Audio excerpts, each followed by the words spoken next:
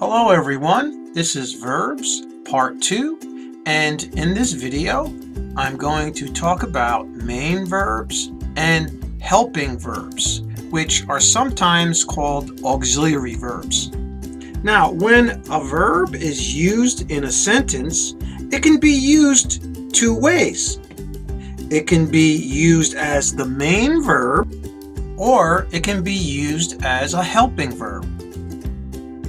Three of the most common helping verbs are be, do, and have, and we will look at those in this video.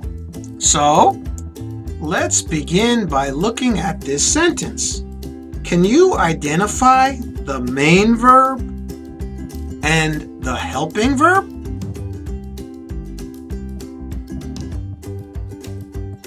Well, if you chose teaching as the main verb, you're correct.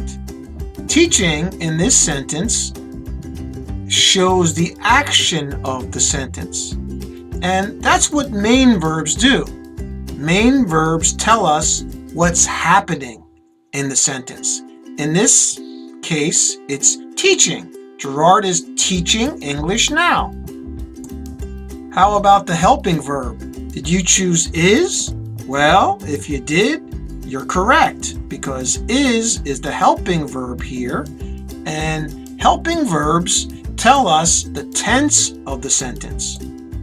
We know that Gerard is teaching now because is used in the sentence. If I said Gerard was teaching English, that would mean that he was teaching English in the past. Let's say maybe yesterday or in the past sometime.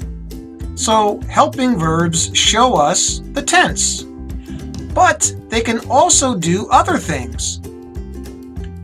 They help us form negatives, like Gerard isn't teaching English now, and they help us to form questions. Is Gerard teaching English now?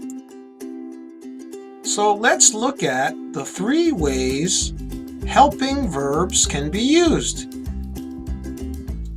They can be used to show the tense in a sentence. They can be used to form negatives, and they can be used to form questions. And as I said in the beginning, the three common helping verbs in English are be, do, and have. And since I just showed you three examples with be, let's look at some examples with the other two, do and have. First, we have do. In the first example with the helping verb do, we have I don't work on weekends. In this case, it forms the negative. It helps to form the negative. And in the second example, do you work on weekends? The helping verb helps to form the question. And next, we'll look at the helping verb have. The first example, I have visited Japan 10 times. In this case, it explains the tense. This is present perfect tense. We're describing life experience. In the next example, I haven't ever visited China. Here we make the negative with the helping verb. And in the next example, have you ever visited China? We use the helping verb to form a question. Can we use a helping verb as a main verb? Well, yes, we can. Let's begin by looking at the verb have. In the sentence, I have a cat. Have is the main verb. Have in this case means to own. I own a cat. So yes, we can use a helping verb as a main verb. And next, let's look at the verb do. In the sentence, we usually do our homework in the library. Do is the main verb, and like I explained in the beginning, The main verb shows the action of the sentence. In this case, it's showing the action of doing homework.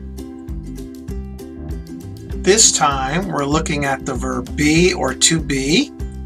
And in the sentence, Gerard is happy today. Is the main verb of the sentence. And in this case, is a linking verb.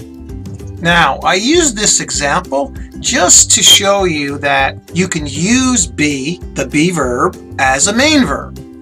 I didn't really want to get into explaining linking verbs. I'm going to do that in another video, so look for that. Another type of helping verb is a modal. Look at the modals here. Can, could, may, might, will, would, shall, should, must. I'm going to be explaining these helping verbs in future videos. But right now, that's all for this video. I hope this video has helped you, and if you have any questions, don't be afraid to ask me in the comments section. Remember, keep practicing, and see you next time.